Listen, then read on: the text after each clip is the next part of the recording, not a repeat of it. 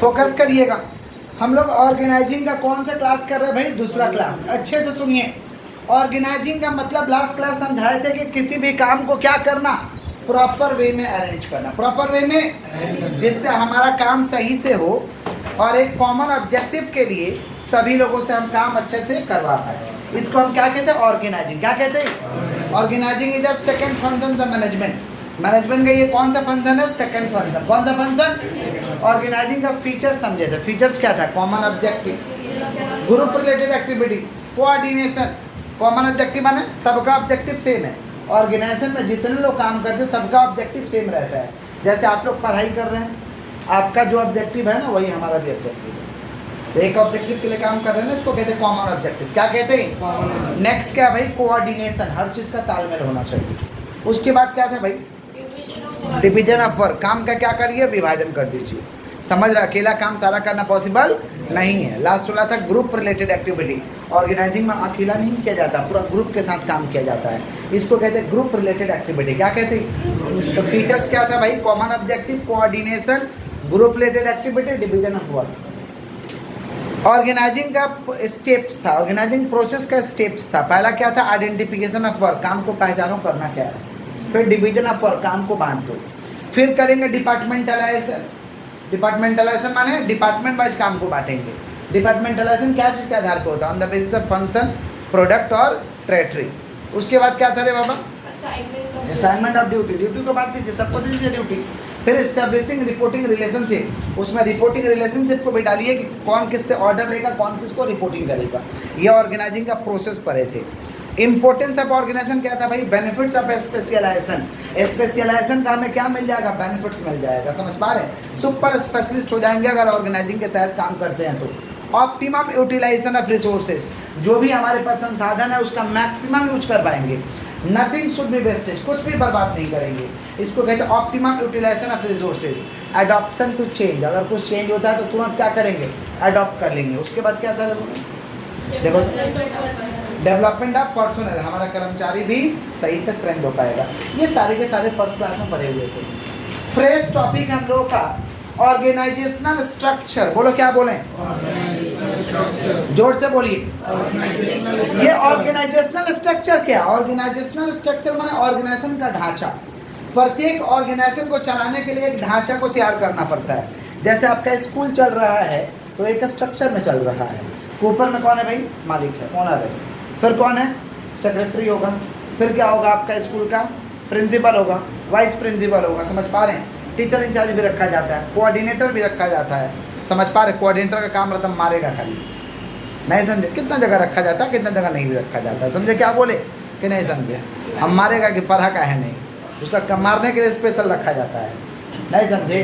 क्योंकि मारने में तो दिक्कत है ना भाई, मारने में तो दिक्कत है। आजकल गार्जियन लोग केस करते हैं, तो केस हो जाएगा तो कोई बात नहीं, कोऑर्डिनेटर जाएगा। नहीं समझे? फिर स्कूल छुड़ा लाएगा। या मान लीजिए क्या होते हैं कि कुछ लोग क्या होते हैं कि झमेला करने आ जाते हैं, तो झमेला किससे करिएगा? कोऑर्डिनेटर से। 3 दिन छुट्टी कर दो कोऑर्डिनेटर को, 1 सप्ताह बैठा दो, मैंने पैसा मिलेगा, बोल दीजिए मत आइए, ना आएगा ना झमेला होगा। इसीलिए आजकल लोग कोऑर्डिनेटर रख देते हैं। समझ पा रहे हैं क्या बोल रहे हैं? कि खाली तुम मारो, तुम्हारा काम है मारना। कुछ भी तुमको होगा तो उसका जिम्मेवारी कौन लेता है? स्कूल लेता है। स्कूल लेगा जिम्मेवारी, केस कर देगा, केस से तुमको निकालेगा। समझे क्या बोले? कोई मारने आएगा तो उससे अपने झमेला सलटेगा कैसे क्या करना है। तुम्हारा काम है खाली पीटो। नहीं समझे? फिर क्या आता? टीचर, फिर दरबार। टीचर, तो ये स्कूल का आपका क्या स्ट्रक्चर है? स्कूल का क्या है? वैसे ही कंपनी को चलाने के लिए एक स्ट्रक्चर तैयार करना पड़ता है। माना हर संगठन को चलाने के लिए एक स्ट्रक्चर का दरकार है। समझ पा रहे? इसको हम कहते हैं ऑर्गेनाइजेशनल स्ट्रक्चर। क्या कहते हैं? समझ रहे क्या बोले कि नहीं समझ रहे? स्कूल स्ट्रक्चर से चल रहा है कि नहीं चल रहा? स्कूल है क्या? आपका ऑर्गेनाइजेशन है। क्या है? तो प्रत्येक ऑर्गेनाइजेशन को चलाने के लिए एक तो फ्रेमवर्क बनाना पड़ेगा कि कौन किसके अंदर में रहेगा, एक सीक्वेंस बनाना पड़ेगा। इसको हम कहते हैं ऑर्गेनाइजेशनल स्ट्रक्चर। क्या कहते हैं हम लोग? तो डेफिनेशन लिखना है कि ऑर्गेनाइजेशनल स्ट्रक्चर इज द क्या भाई?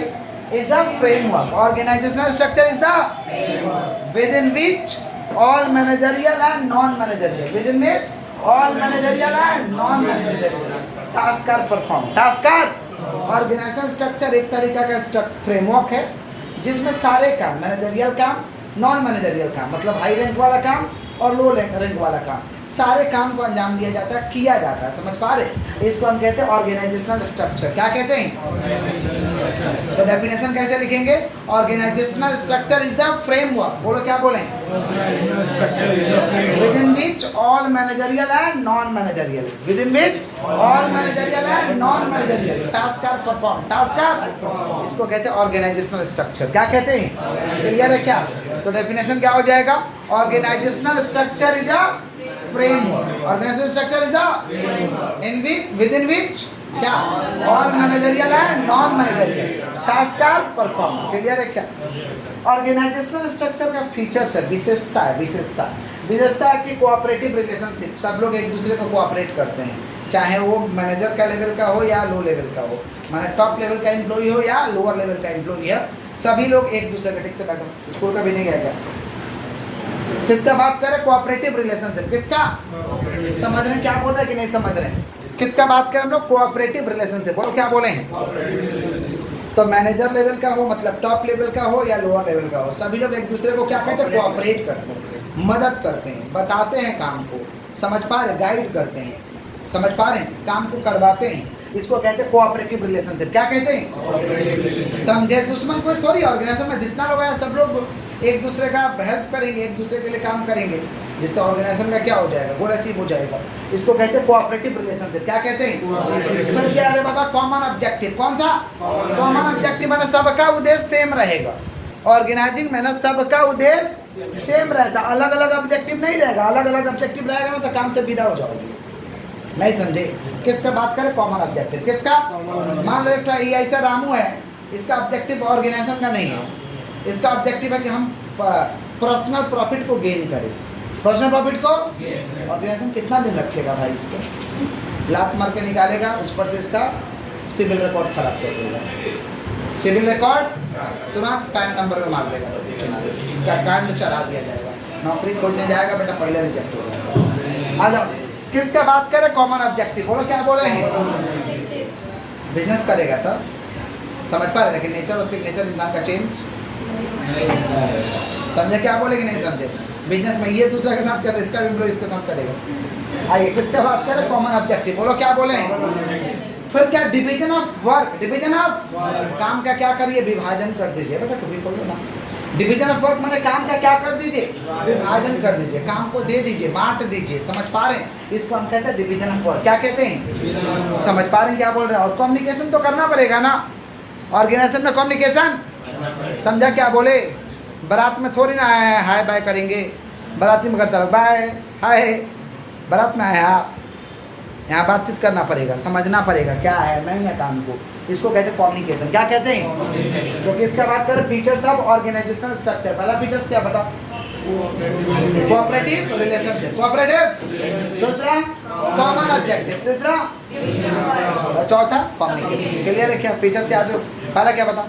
कोऑपरेटिव रिलेशनशिप, फिर कॉमन ऑब्जेक्टिव, फिर कम्युनिकेशन। क्लियर है क्या? ये सारे के सारे फीचर्स है। किसके फीचर्स है भाई? Organisational structure. किसके फीचर्स है? आगे बढ़े हम लोग। नेक्स्ट है types oblique forms of organisational structure. Organisational structure के कितने टाइप्स है, फॉर्म्स कितने होते हैं, कितने टाइप्स के होते हैं ये ऑर्गेनाइजेशनल स्ट्रक्चर। समझ पा रहे हैं? 4 तरीके का ऑर्गेनाइजेशनल स्ट्रक्चर होता है। ऑर्गेनाइजेशन का ढांचा जो होता है कितना तरीका का होता है भाई? 4 तरीका। कितना तरीका का? 4। पहला क्या है बाबा? Functional organisation. बोलो क्या बोले? दूसरा क्या है? Divisional organisation. पहला क्या? फिर डिविजनल, फिर लाइन ऑर्गेनाइजेशन, फिर लाइन एंड स्टाफ ऑर्गेनाइजेशन। कितना तरीका का ऑर्गेनाइजेशन बताओ? कौन कौन? Functional, divisional, line and staff. पहला क्या बताओ? Functional, divisional, line and staff. ये किसके स्ट्रक्चर है भाई? ऑर्गेनाइजेशन के। किसके स्ट्रक्चर है? अब ये फंक्शनल ऑर्गेनाइजेशन क्या होता है? फंक्शनल ऑर्गेनाइजेशन का मतलब होता है division of whole enterprise. Division of whole enterprise according to major function. According to major माने काम के हिसाब से आप क्या करिए, समझ पा रहे? काम के हिसाब से, समझ रहे क्या बोल रहे हैं? वर्क को बांटिए, इसको हम कहते हैं फंक्शनल ऑर्गेनाइजेशन। क्या कहते हैं? जैसे एक ऑर्गेनाइजेशन को चलाने के लिए 4-5 तरीके का डिपार्टमेंट लगता है। परचेज डिपार्टमेंट जो परचेज का काम देता है, सेल्स डिपार्टमेंट सेल का काम देखता है, सुन रहे हैं जी। पहला कौन सा डिपार्टमेंट? Purchase department. दूसरा सेल्स डिपार्टमेंट। तीसरा कौन सा डिपार्टमेंट? फाइनेंस डिपार्टमेंट, फाइनेंस का काम देखेगा। फाइनेंस डिपार्टमेंट और ह्यूमन रिसोर्स डिपार्टमेंट इंसान को मैनेज करेगा। किसको मैनेज करेगा? और प्रोडक्शन डिपार्टमेंट प्रोडक्शन को मैनेज करेगा। समझ रहे हैं क्या बोल रहा है? कितना फंक्शन हो गया? 5। परचेज मैनेजर, परचेज डिपार्टमेंट हो गया, सेल्स डिपार्टमेंट और क्या, financial department, HR department, production department, 5 हो गया डिपार्टमेंट। तो फंक्शन तो अलग अलग हो गया ना, तो इस फंक्शन के हिसाब से बांटिएगा ना, इसको हम कहते हैं फंक्शनल ऑर्गेनाइजेशन। क्या कहते हैं? समझ रहे हैं क्या बोल रहे हैं कि नहीं समझ रहे? फंक्शनल ऑर्गेनाइजेशन, फंक्शनल समझ रहे हैं क्या बोल रहे हैं कि नहीं समझ रहे? क्लियर है? डिविजनल ऑर्गेनाइजेशन का मतलब होता है प्रोडक्ट के आधार पे अपने ऑर्गेनाइजेशन को डिवाइड करो। किसके आधार पे? प्रोडक्ट के आधार पे। जैसे कितने लोग डिफरेंट टाइप्स का बिजनेस करते हैं। जैसे मान लो छोटा एग्जांपल देते हैं, मान लीजिए ये भाई साहब ऐसा व्यापारी है जिनका राशन दुकान भी है, कॉस्मेटिक्स वाला भी दुकान है, राशन दुकान बगल में कॉस्मेटिक्स, बगल में आपका क्लोथ्स का है, समझ पा रहे हैं क्या बोल रहे हैं? उसका बगल में हार्डवेयर का है। 5 तरीके का ये दुकान खोले हैं। तो एक काम का विभाजन करेंगे तो क्या चीज़ के आधार पर करेंगे? प्रोडक्ट के आधार पर। किसके आधार पे? समझ रहे हैं क्या बोल रहे हैं? मान लीजिए इनका राशन दुकान वाला स्टाफ चाहिए, तो राशन दुकान वाला स्टाफ का दरकार है, तो किसके लिए स्टाफ खोलेंगे? राशन दुकान के लिए खोलेंगे। समझे क्या बोले? तो इनका डिवीजन के हिसाब से ना काम को बांटा गया है, सारा डिवीजन के हिसाब से काम को बांटा गया है। इसको हम क्या कहते हैं भाई? Divisional organisation. क्या कहते हैं? अब जैसे टाटा जो है, समझ रहे, डिफरेंट टाइप्स का प्रोडक्ट बनाता है, समझ पा रहे? टाटा घड़ी भी बनाता है, सोना भी बेचता है, नमक भी बेचता है, व्हीकल्स भी बेचता है। समझ पा रहे हैं क्या बोल रहे हैं कि नहीं समझ पा रहे? तो इतने तरीका का जब बिजनेस करेगा, समझ पा रहे हैं क्या बोल रहे हैं, तो उसको क्या अपने ऑर्गेनाइजेशन का स्ट्रक्चर किस हिसाब से देना पड़ेगा? प्रोडक्ट के हिसाब से। किसके हिसाब से? प्रोडक्ट के हिसाब से। इसको हम कहते हैं डिविजनल। क्या कहते हैं? समझ में आया या नहीं आया? आया समझ में? बोलिए। अब सत्येंद्र कंपनी सत्तू भी बना रहा, आटा भी बना रहा। सत्येंद्र सत्तू तो पिए ही है, बंगाल में ज़्यादा फेमस है सत्येंद्र सत्तू। बिहार में जाइएगा तो बिहारी सत्तू, सत्येंद्र सत्तू नहीं चलता उधर। समझे क्या बोले? तो ज़्यादा फेमस है, तो सत्तू भी बना रहा और क्या बेच बना रहा भाई? आटा भी बना रहा, मैदा भी बना रहा। तो सबका डिपार्टमेंट तो अलग है ना। डिपार्टमेंट तो काम का जो विभाजन किया होगा, ऑर्गेनाइजेशन का जो विभाजन किया होगा according to major product, according to major, इसको हम क्या कहते हैं? Divisional organisation. क्या कहते हैं? तो divisional organisation refers to division of whole enterprise, division of according to major product to be manufacture by the enterprise, to manufacture by the, इसको हम क्या कहते हैं? Divisional organisation. क्या कहते हैं? जो प्रोडक्ट बना रहा है, आप सुन रहे हैं जी, जो प्रोडक्ट बना रहा है उसके आधार पे अपने ऑर्गेनाइजेशन को क्या करिए? बांट दीजिए। इसको हम कहते हैं डिविजनल। क्या कहते हैं? Line organisation. देखिए हो, लाइन ऑर्गेनाइजेशन, लाइन तो डेली लगते हैं, नहीं समझे? पूजा करना तो लाइन लग जाता है, स्कूल में प्रार्थना के समय लाइन लग जाता है, असेंबली, नहीं समझे? किसी किसी स्कूल में नहीं लगता, जगह नहीं होता है, तो बच्चे क्लास में खड़ा होकर कर लेते हैं, तो वहाँ पे गड़बड़ हो जाता है। बट जिस स्कूल में जगह रहता है वहाँ पे लोग क्या होते हैं? लाइन लग जाता है ना, लाइन लग के प्रार्थना होता है। एक सुर में सब लोग एक ही चीज़ को गाते हैं, एक सुर में एक ही चीज़ को बोलते हैं, समझे? उसी में कोई नहीं बोलता तो टीचर लोग धोता है उसको बढ़िया से, नहीं समझे? कुछ बच्चा लोग को लगता है कि प्रार्थना का टाइम यानी प्रे करना है, हम लोग को पढ़ाई का अच्छा से शुरुआत करना था, कितना लोगों को लगता है कि नहीं खेला का टाइम है, तो मार भी खाता है उस टाइम में। समझ रहे क्या बोले कि नहीं समझ रहे? प्रार्थना ऐसी होता है ना रे बाबा, लाइन लगा के। कैसे बोलिए? इसी को हम क्या कहते हैं? Line organisation. क्या कहते हैं? समझे कि नहीं समझे? जहाँ पे लाइन का कंसेप्ट रहेगा। जनरली ये सब इस्तेमाल ज़्यादातर डिफेंस के लाइन में होता है, मिलिट्री के लाइन में होता है। मिलिट्री आज भी देखिएगा, कहीं पे अटैक करना होता है तो लोग लाइन से एकदम मिलिट्री हो जाता है, देखते हैं ना? या कहीं पे लाठी चार्ज करना रहता है तो एकदम देखिएगा लाइन से एकदम सामने वो बंकर लेके रहता है, तो हम लोग को सेफ है, मैंने पत्थर उत्तर चलाया था वो बस समझ लाइन से लग जाता है। इसको हम क्या कहते हैं? Line organisation. क्या कहते हैं? एक बार ऑर्डर हो गया लाठी चार्ज तो पुलिस कुछ नहीं सोचेगा, उस समय लाठियों चार्ज करेगा। आप कोई भी हो आपको मारेगा, भाग जाइएगा तो बच गए, और नहीं तो मार खाते रह गए, उसका लाठी पकड़ तो तुमको मार के वैन में डाल देगा, फिर थाना में ले जाएगा, 6 घंटा रखेगा, 8 घंटा रखेगा, फिर छोड़ेगा। समझे? ज़्यादा मामला गड़बड़ हुआ तो आपको रहिए, अब रहिए, कानूनी प्रक्रिया होगा। समझे कि नहीं समझे? किसका बात करें हम लोग? Line organisation. किसका बात करें? देखते नहीं है, ज़्यादा उपद्रव लोग मचाते हैं तो ऑर्डर हो जाता है लाठी चार्ज का, तो मारने लगता है कोई भी लोग, मार के चित कर देगा लोग तुरंत, अचित करके छोड़ता नहीं है, ध्यान में उठा के पैक कर देता है लोग।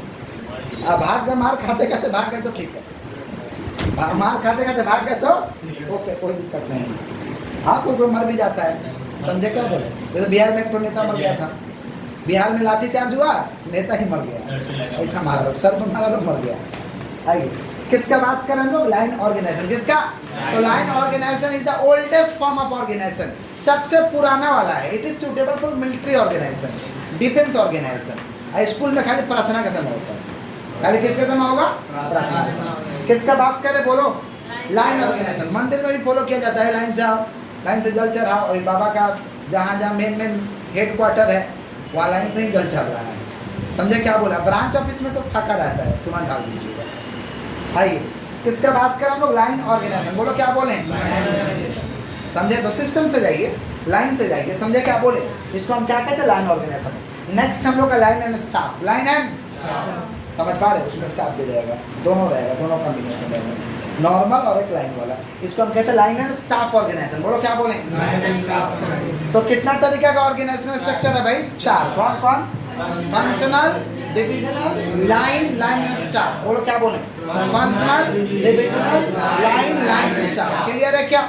इसको हम क्या कहते हैं भाई? Types of organisational structure. बोलो क्या बोले? नेक्स्ट हम लोग का डिविजनल ऑर्गेनाइजेशनल स्ट्रक्चर, तो लिखवा ही दिए हैं कि divisional organisational structure refers to the division of whole enterprise, division of according to major product to be manufactured by the enterprise. अब फंक्शनल का क्या हो जाएगा? Functional organisational structure refers to division of whole enterprise according to major function to be performed by the enterprise, to be performed by the लिखवा दिया गया है, समझ पा रहे हैं? इसको हम क्या कहते हैं? Functional organisation structure. फीचर्स क्या है फंक्शनल ऑर्गेनाइजेशन स्ट्रक्चर का, ये समझना जरूरी है। पहला है division of organisation based on function. Organisation को हम लोग बांटते हैं काम के आधार पे, फंक्शन के आधार पे। फंक्शन माने काम के आधार पे बांटते हैं। दूसरा, functional specialist are the incharge. इसका मेन कौन होगा? Functional specialist. मेन कौन होगा रे बाबा? माने उस काम को जो बेहतरीन ढंग से करता है, बेहतरीन ढंग से करने का, करवाने का हुनर रखता है। काम को करना, करवाना, ये दोनों अलग अलग क्वालिटी है। समझे क्या बोले कि नहीं समझे? जो बेहतरीन ढंग से कर भी सकता है और करवा भी सकता है। समझे क्या बोले कि नहीं समझे काम को? इसको हम कहते हैं functional specialist are the incharge. Functional specialist are the, इसका इंचार्ज कौन बनेगा? Functional specialist. जैसे क्रिकेट में कैप्टन किसको बनाया जाता है? जो बढ़िया खेल भी सकता है और खिलवा भी सकता है। खेल भी सकता है, और जैसे धोनी खेल भी सकता था, तो देखिए टीम हमेशा जीतता था, टीम हमेशा जीतता था। समझ पा रहे? ऐसा ऐसा इतिहास बनाया है जो तोड़ना दूसरे के लिए मुश्किल काम है। समझ पा रहे क्या बोल रहे? समझ रहे हैं? इतना इतना उनका हिस्ट्री क्रिएट किया हुआ कि दूसरे के लिए तोड़ना मुश्किल काम है। तो क्या उनमें क्वालिटी था? अच्छा खेल भी सकते थे और अच्छा खिलवा सकते थे। समझे? आप खिलवाने का क्वालिटी सब में नहीं होता, माने काम करवाने का क्वालिटी सब में नहीं होता। आइए ऑपरेशनल कम्प्लेक्सिटी। जैसे कपिल शर्मा के शो में, कपिल शर्मा उसका स्पेशलिस्ट है, किसी से भी बढ़िया कॉमेडी करवा सकता है, कर भी सकता है और करवा भी सकता है।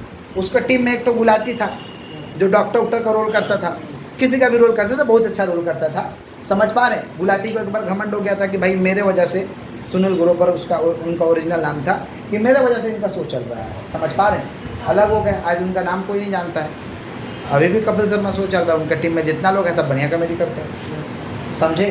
तो काम करवाना अलग होता है और काम को करना अलग होता है। तो इसका स्पेशलिस्ट कौन बनेगा? जो काम बेहतरीन कर भी सकता है और कर सकता। क्यों जरूरी है? ज़रूरत पड़ने पे स्टाफ नहीं तो करना पड़ेगा ना जी, काम थोड़े बंद करेंगे, ज़रूरत पड़ने पे करना पड़ेगा तो करेंगे, बात खत्म। इसीलिए करना जरूरी है और काम को करवाना भी आना चाहिए। इसको कहते हैं फंक्शनल स्पेशलिस्ट आर द क्या? इंचार्ज। तो इस काम के स्पेशलिस्ट को क्या बनाया जाएगा? इंचार्ज माने हेड बनाया जाएगा। ऑपरेशनल कम्प्लेक्सिटी, ये फंक्शनल ऑर्गेनाइजेशन में ना काम करने में थोड़ा दिक्कत भी होता है। अब परचेज डिपार्टमेंट है तो उसका एम्प्लॉय परचेज मैनेजर का बात मानेगा, आपका बात नहीं मानेगा। सेल वाला कोई जाके बोलेगा तो उसका बात नहीं मानेगा। वो किसका बात मानेगा? Purchase manager. सेल वाला डिपार्टमेंट का जो भी व्यक्ति है वो किसका बात मानेगा? सेल्स मैनेजर का, आपका बात नहीं मानेगा। तो ये सब समस्या आ जाता है, इसको कहते हैं ऑपरेशनल कॉम्प्लेक्सिटी। क्या कहते हैं हम लोग? देखिए कभी कैटरिंग वाला को कर लीजिएगा कोई पार्टी उटी प्रोग्राम के लिए, तो बोलिएगा एम्प्लॉय को ना क्या थोड़ा जाए चलाओ जल्दी करो, नहीं सुनेगा आपका, वो अपना मालिक का सुनेगा। आपको किसको बोलना पड़ेगा? उसके मालिक को, उसका मालिक जाके बोलेगा, समझे? आपका सुनबे नहीं करेगा, क्योंकि क्या आप तो कॉन्ट्रैक्ट पे लाए। कैटरिंग मैंने क्या होता है? कॉन्ट्रैक्ट पे, पर प्लेट या पूरा कॉन्ट्रैक्ट होता है, इतना पैसा देंगे इतना लोग खिला देना है, इतना पैसा देंगे इतने लोग को आने, तो पर प्लेट का हिसाब किताब होता है, पर प्लेट पे इतना पैसा आपको देंगे, प्लेट काउंट होता है। समझ पा रहे क्या बोले कि नहीं समझ पा रहे? तो सुनेगा आपका? नहीं सुनेगा, बुला के देखना, नहीं सुनेगा। किसका बात करें हम लोग? बोलो ऑपरेशनल कॉम्प्लेक्सिटी। तो ऐसे में दिक्कत आ जाता है, अलग अलग डिपार्टमेंट हो जाने से क्या होता है? थोड़ा दिक्कत होता है। Principle of unity of command violated. Order given by unity of command का मतलब क्या होता है? Order given by only one boss, order given by only एक ही बॉस के जरिए ऑर्डर होना चाहिए, इसको कहते हैं यूनिटी ऑफ कमांड। इसको हम क्या कहते हैं? तो वो वाला वॉलेटिव हो जाता है, क्योंकि यहाँ तो बॉस अलग अलग है, हर डिपार्टमेंट का एक तो बॉस अलग है, तो ये वॉलेटेड हो जाता है, मतलब टूट जाता है, खत्म हो जाता है। इसको हम क्या कहेंगे? Principal of unity of command वॉलेटेड। बोलो क्या बोलें? Principal of unity of command वॉलेटेड। तो आते थे क्या समझा? ऑर्गेनाइजेशन स्ट्रक्चर है क्या भाई? फ्रेमवर्क है। क्या है? समझ पा रहे? Within which all managerial and non managerial task are perform. किसी भी ऑर्गेनाइजेशन का ढांचे को क्या कहेंगे? Organisation structure. जैसे स्कूल का आपका क्या है? एक तो स्ट्रक्चर है, उस ढांचे में ही सभी लोग काम करते हैं, उस ढांचे में सभी लोग। तो प्रत्येक ऑर्गेनाइजेशन को चलाने के लिए एक तो ऑर्गेनाइजेशन स्ट्रक्चर चाहिए होता है। कितना तरीका का भाई? 4। कौन कौन? Functional, divisional, line staff. Features क्या है? Cooperative relationship, common objective, coordination, और सॉरी डिविजनल फॉर कम्युनिकेशन। और फंक्शनल का फीचर्स क्या हम लोग का? फंक्शनल ऑर्गेनाइजेशन का फीचर्स क्या है बाबा? Division of organisation based on function, functional specialist आता incharge, operational complexity, operational principle of unity of command violated. कोई दिक्कत है क्या? कोई डाउट है तो पूछ लो।